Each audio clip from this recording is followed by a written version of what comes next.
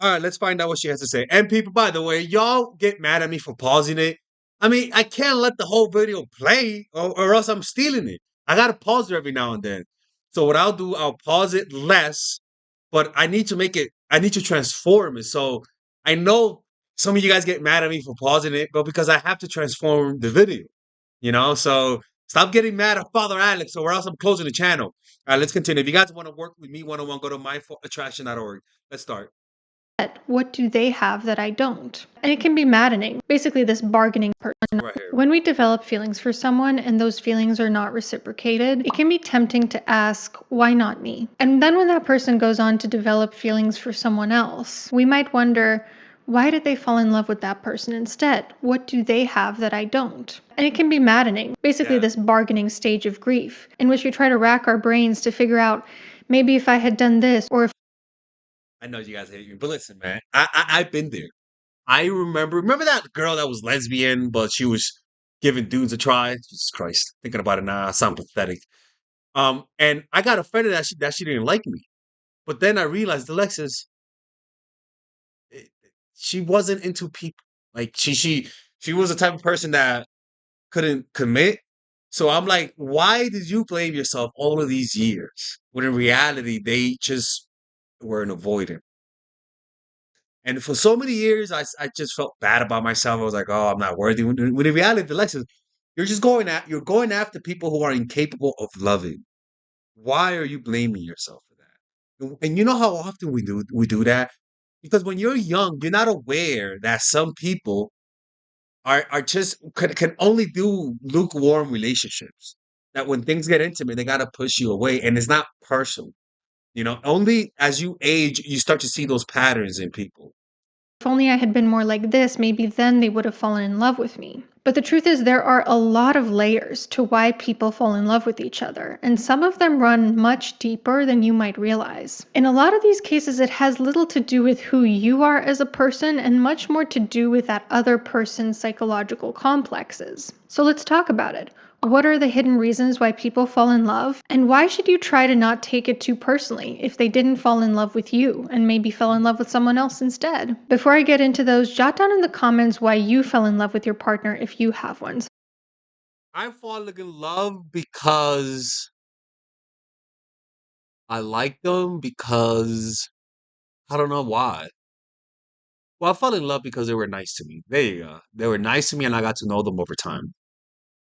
You like So that we can see which of these layers it hits on. Without further ado, let's get started.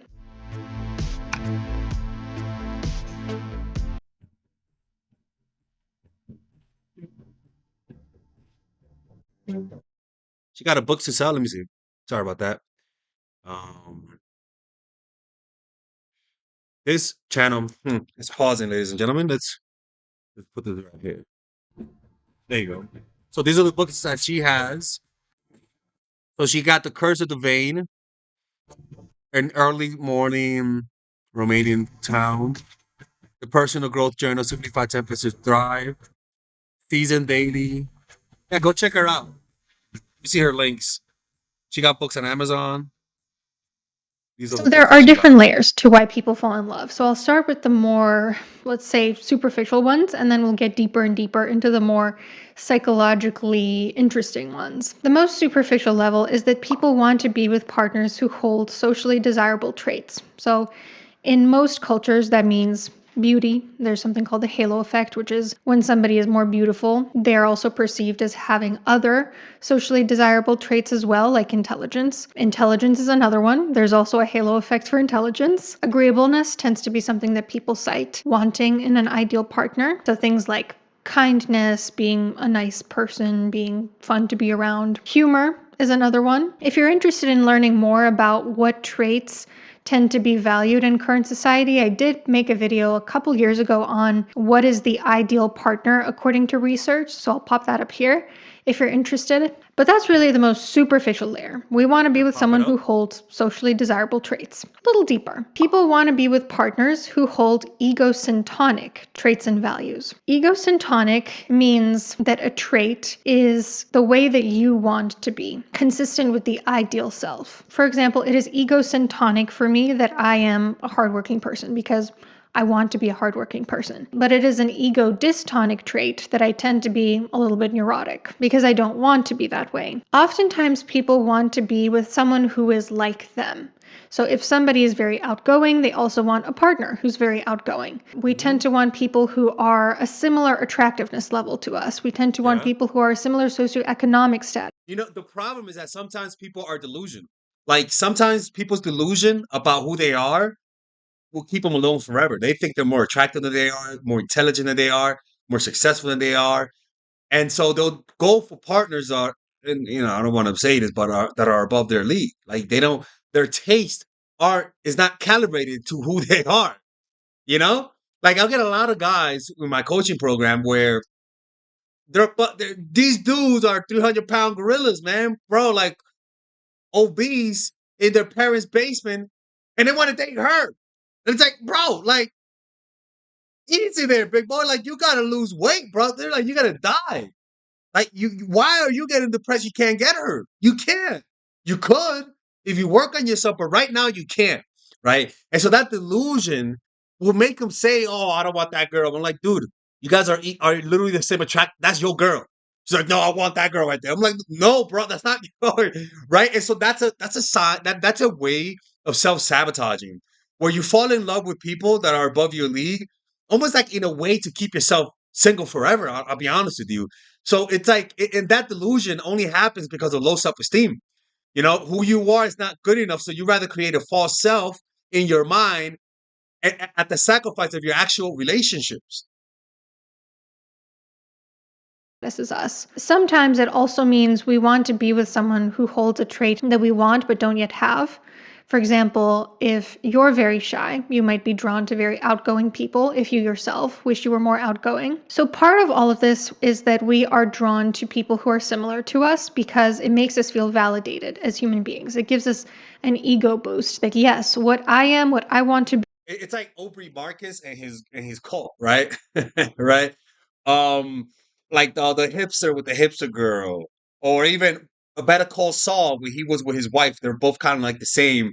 Or House of Cards where his wife was also a politician. And so yeah, exactly. But then like you see Breaking Bad where him and Skyler were the same, but then when he started doing drugs, when he started selling drugs, he started becoming a different person. So he started to split them up, right? That's why sudden success can break up a couple because the sudden success, the recipient of the sudden success could change. They could change, right? Or even when if a partner is overweight and the other partner is in shape, is overweight, but then one partner gets in shape, that could ruin the relationship, right? Because you start to level up, and we're attracted to those on our level. And if the partner who's below you sees you leveling up, they'll get jealous and try to get you to gain weight. Like, Be that is good. That is the good way to be. Part of it is also their relationships. let's go Part back. of all of this is that we are drawn to people who are similar to us because it makes us feel validated as human beings. It gives us an ego boost that yes, what I am, what I want Nothing to wrong with be, an ego boost, that right? is good. That is It's the okay. good way to It's be. okay. Part of it is also their relationships tend to be easier and more compatible when people are similar to us or share our values. For example, someone who doesn't care at all about advancing their career is probably going to experience a lot of conflict and a lot of friction in a relationship with somebody who does value career advancement. Let's go a little deeper though. People also tend to fall in love with someone who embodies their shadow self. The shadow self is a Jungian term. It's a personification of everything we reject about ourselves, everything we want Mm-hmm. not to be, everything Yep. ego-dystonic. So, for example, if you are a very conscientious, risk averse person who's terrified of getting into trouble, you might sometimes be drawn to someone who is the exact opposite, who's quite Yep. impulsive Yep. and erratic because it excites you, it brings balance I'm to you. interrupted. And maybe that's because deep down you need to lighten up a bit. You want to embody a little taste of their personality unconsciously. And also, you tend to live vicariously through them, right? Like, you can't do it yourself, so then you'll date someone who could do it. That's why girls who date gangsters or criminals, fuck all you guys. I don't want no girl who dates criminals. I don't want you. You're too violent, secretly. you know, like so. It's kind of like like you are attracted to your dark side. If you're someone who's really introverted or even passive, you'll get attracted to someone who's hyper assertive to the point that is violent. Like it's almost like to make up for your lack of assertiveness, you date someone who has an average amount plus what you lack. And so, in order to stop being attracted to that type of person, you develop that within you. A perfect example is art. I'm a painter. When I first started doing art, I was attracted to artists who were better than me. Now I'm pretty good, to myself. And now I don't follow those artists no more because I think I've surpassed them. I don't know, right? But you see how that works. Now I don't admire you no more because I could do that. So it's the same thing. To stop being attracted to those dark sides in you, you got to develop that dark side. Stop being afraid of that shadow, unless it's it's an evil shadow. So In order to balance out your personality. The psyche craves balance. This is behind the saying that opposites attract. We are always trying to individuate and trying to achieve integration between the polarity of who we are and who we are not. So sometimes that means we are drawn to things that we actually, on the surface, hate about ourselves. Deeper. mhm, People mhm, tend to fall in love with those who remind them of someone difficult from their past or yep, someone they have unfinished business with. There's good this shit, man. concept in psychology called a repetition compulsion, which is when you try to repeat the same relational pattern over and over with different people, new people in your life, to have sort of like a corrective experience for the initial trauma. Oftentimes, these repetition compulsions come from childhood, from a parent, because that is the very first relationship you ever had was with your parents. And it was during a time when you were highly malleable and it Mhm, shaped you into the person you are today. So, for example, if as a child you were treated quite harshly by your parents, maybe you developed a crush on the meanest boy ever who called you names, who was so awful to you, because you unconsciously wanted to fix that relationship with your parents by getting it right this time with your crush. But it might not necessarily be from childhood or from dealing with your parents either. It I was could gonna be say something this. completely different. Like Yep. you keep being drawn to men with icy blue eyes because your very first crush had icy blue eyes and he broke your heart. And now every time you see icy blue eyes, it reminds you of that heartbreak and you try to get it right this time. Good shit. I was gonna interrupt her and say that. Good shit, psychologist, Dr. Anna. You're the shit, Dr. Anna. Good shit. Yo, she is the good version of Father Alex. Like, Father Alex is not his wife. No. No, no, no. No, no, she knows what she's talking about. We're gonna be because people are like, oh my god, Father Alex turned this channel to a dark channel. Speaking of strippers, fucking pimps and fucking hitman, he's desperate. I am desperate, okay? But this shit, what she's saying is 100% true. All right, we're gonna go to a quick little commercial break just to pay the bills. Are you needy and creepy? Do you have a tough time coming across confident when you like the person? A lot of the times you just don't know what to do. You have habits and patterns that whenever somebody triggers you, you completely forget what to do the right thing. Well, guess what? I have a course for that. And it's called The Psychological Game of Attraction, Natural Chemistry, and The Feminine Woman. What I call the fundamentals. All of those courses are meant to eradicate and exercise the needy, creepy parts in you through action. Meaning, you do what the videos say, and without a shadow of a doubt, you actually get the results.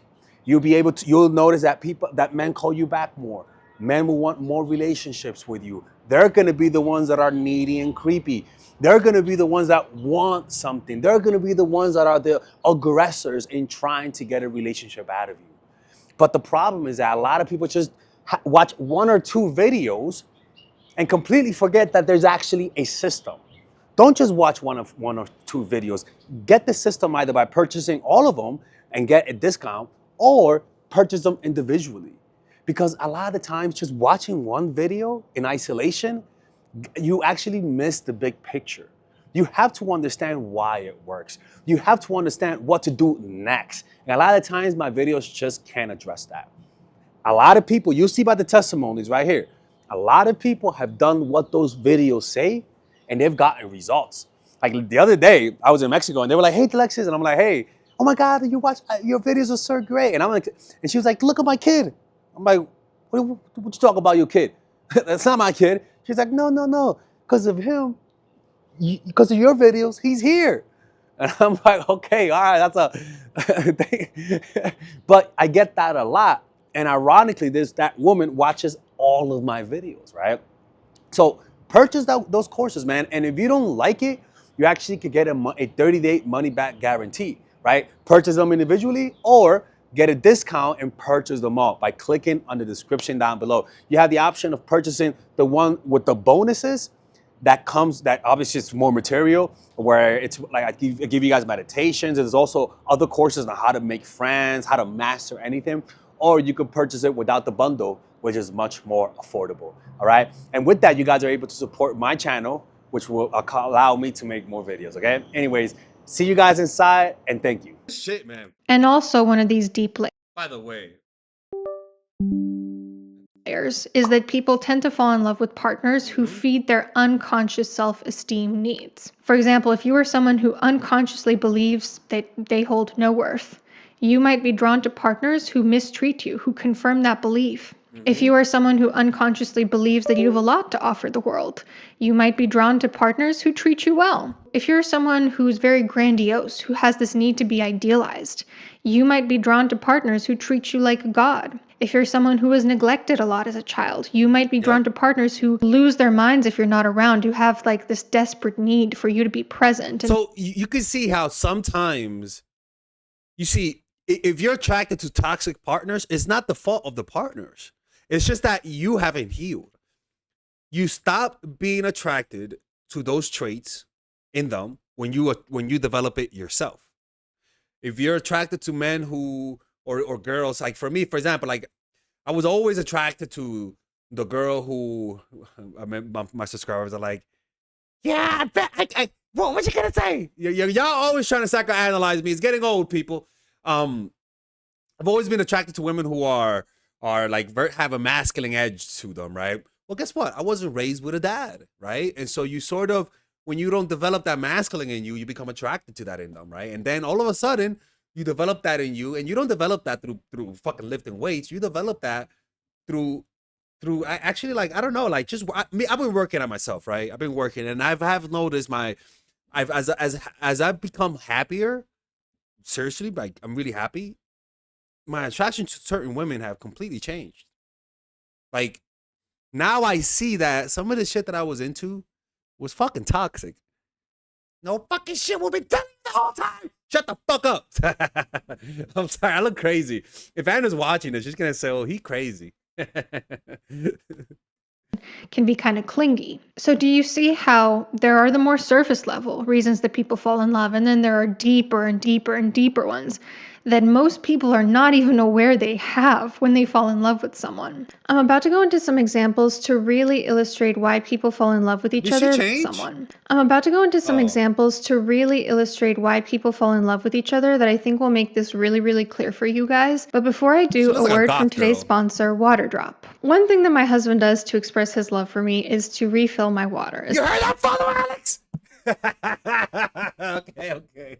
Especially now that I am very heavily pregnant, it is very difficult to get up off the couch or the bed, and so it really means a lot when he refills it for me. But I've had some doubts about the water filter that we've been using for years because I kept hearing from experts that it doesn't fully filter out all the toxins that are a concern in water. I highly recommend giving Water Drop a try. It's also a great day to show your love this Mother's Day with a gift that keeps yourself and just the whole family healthy. So check out the link in my description box to grab up to 30% off. Now back to some examples about why people fall in love with each other. Let me run through some examples to really elucidate what this looks like in practice. Example 1. Mylène is drop dead gorgeous, sweet, and smart. She falls in love with Alex. But Alex rejects Mylène. He's much more drawn to another woman, Camilla. Camilla is not a very kind person. She can be moody and harsh in the way that she speaks to people. Oh, She's hell also no, I'm not. Camilla, she's a nice girl. She's a nice girl. Don't say that. Oh, hell no. not, socially speaking, considered as beautiful as Mylène. So Mylène lies awake at night, wondering what's so wrong with her that Alex would prefer Camilla over her. What Mylène doesn't know is that Camilla holds certain traits that make her a very magnetic partner to Alex. For starters, Camilla is a badass, independent career woman, which Alex values a lot more than sweetness.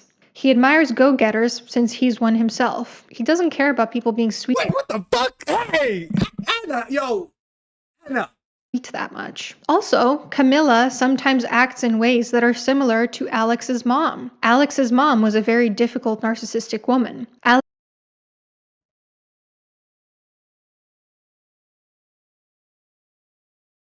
People, this is a coincidence.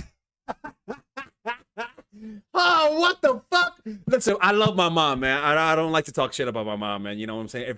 Everyone is not perfect. I'm not perfect, but yeah, she was a little narcissistic, but she's a very lovely lady. She can't help herself. She's a great person. Okay, if you guys ever know her or put her on camera, if I put her on camera, you'll be like, oh, she is sweet. She's a great person. In fact, a lot of my good traits come from her. Like my compassion, my empathy, it really does come from her. So I feel bad for talking bad about my mom many times on this channel because like I understand my frustration with her, but I shouldn't do that. But what the fuck? She's fucking saying true shit, man. Like that's like yo.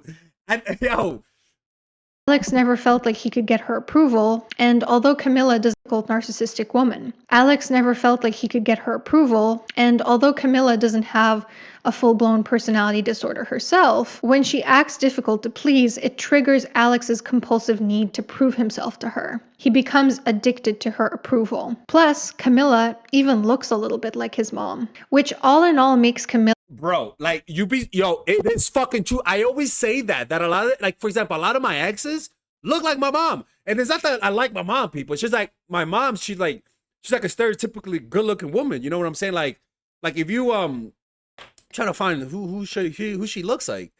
Do you know what's that lady? The Mexican looking shit, I forgot her name, but she's like she looks Spaniard pretty much, like from Spain, like the dark look, dark hair, light skin, like she's a really attractive woman. And yeah, like I most of my exes look like that. Like if you squint, they look like that.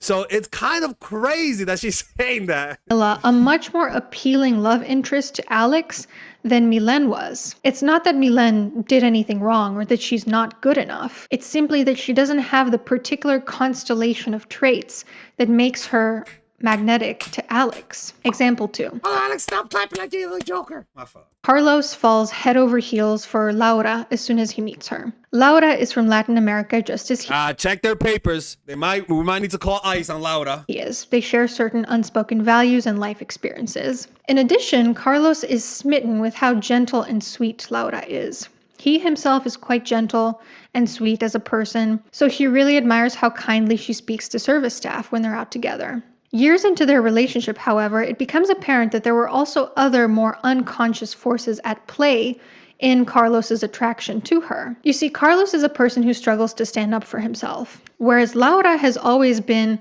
forced to fend for herself. She grew up in a foster home situation that wasn't the best, had a lot of complex trauma that resulted in her, although she's a sweet person, being pretty good at standing up for herself. So when Carlos starts to have issues with his boss at work and starts to really be mistreated, Laura begins modeling a very protective type of energy over him, and it makes Carlos realize that he didn't deserve the way he was being treated by his boss. So he starts to embody some of that protective energy too, and starts to stand up for himself.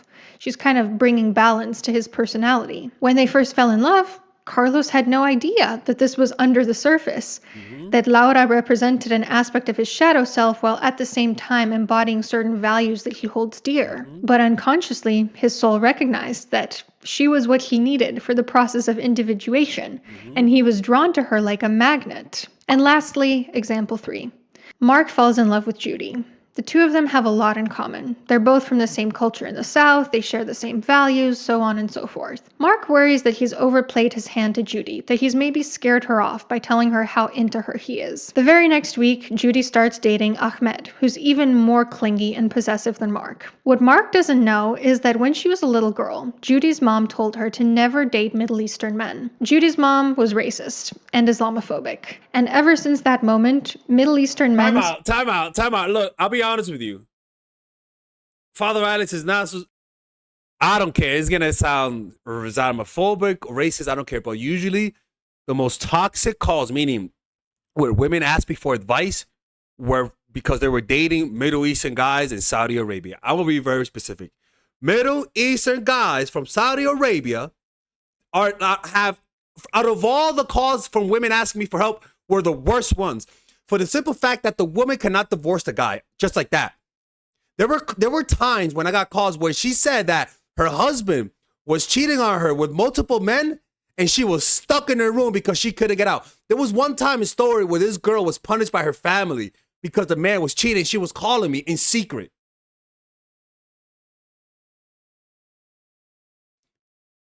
Multiple times from the same country, same religion, same type of guy, Saudi Arabian Muslim guys. And I'm going to be very specific. It's only in that area. I don't know what the fuck is in that water. Because every time I get a call from another guy, if he's a Muslim and he lives in fucking England, it's no big deal. It's no big deal. Well, they'll still cheat a lot. That's every guy, right? But there's something about that area that I tell women, hey, look, man, don't do it. There's just been too many horror stories that come from that place that I know it's not politically correct. I don't give a fuck. Like it is what it is. That's my experience. I've gotten those calls multiple times. It's so badly that I still think of it to this day. Some of these stories are just sad, man. Sad. Where the guy's beating the girl, but because of the religion, she can't leave. Get the fuck out of here, bro. That's some straight up bullshit. Started to be kind of like a forbidden fruit for Judy. She started to find them very attractive. With men, started to be kind of like a forbidden fruit for Judy. I never thought of that way. That is insane. That makes a lot of sense, actually. You got to be careful what you tell people not to do. Because if they're rebellious, they'll go for that. That makes sense. That makes a lot of sense. That's why black guys, a lot of the times, like they're so attractive because they're forbidden fruit. All the YNs, YN dick. I mean, not YN dick, but you know what I'm saying. Like, I totally get it. Attractive without even realizing why. And so every time she dates a Middle Eastern man, she feels like she's rebelling against her strict authoritarian mom, which feels like a delicious taste of freedom. What she doesn't realize is that Ahmed is actually similar to Judy's mom in some ways. He can be quite controlling and jealous, and unconsciously this leaves Judy craving a relationship with him because she thinks if she just gets it right this time, she'll be able to do over the relationship with her mom. But again, Mark doesn't know any of this. So he just watches Judy and Ahmed's toxic relationship from afar, wondering All right, let's continue. when she seems so put off by his own clingy behavior. Mark comes to the conclusion that he must not be enough of a Chad for Judy, and the women just only want bad boys and screw over the nice guy. Little does he know the truth. Moral of the story, you guys, it's not personal. Or actually, it is personal. It's really, it's not you, it's me. And it's true, man. Those motherfuckers who told us that, they were being truthful. It makes a lot of sense. It's hard not to take it personal, but as you get older, you start to see, okay, it's true, man. Like, because why the fuck are you choosing him over me? This explains it. Like, this explains why guys would cheat on the girl that's really attractive with an unattractive woman. There's a lot of reasons that has nothing to do with you. It has more to do with them. And that's very hard to accept, but it's true. And it's kind of comforting, to be honest with you. It has to do with like personal traits that you hold. But it's not that you're not good enough for this person to fall in love with you. People tend to fall in love because of a mix of reasons. Some ways in which they're similar to their love interests, some ways in which their love interests are different and sort of complement something that's missing from their life, some ways in which their love interest reminds them of someone from their past. Truth is, sometimes there is something you could have done differently to win over this person's affections. You know, like if you were super intense and stirred a lot of drama, Yeah, needy and creepy. If you hadn't done that, this person would still be with you. Yep, or if you had really bad hygiene and this person found it difficult to talk to you because of your halitosis, maybe changing that could have changed the outcome of them breaking up with you. Mm-hmm. But there are always deeper factors at play too. But the problem is that the ego will always turn everything into me, right? Me. When in reality, it's like, dude, like, it's not you, it's them. I know it's hard to believe, but it's true, you know? That was amazing. That was an amazing video. I'm not even gonna lie. That was amazing. I mean, that's why she has more subscribers than me and her channel's not dying. That was amazing, man. That was an amazing video. I mean, we should do more of her. We should let go of the stripper stuff. You know? Because she got a lot of great videos. Yeah, ADHD talk is misinformation. Yeah, of course. Yeah, man. Yeah, good shit, man. She should make more videos, man. Anyways, man, let me know what you guys think about her. I mean, about this video, and yeah.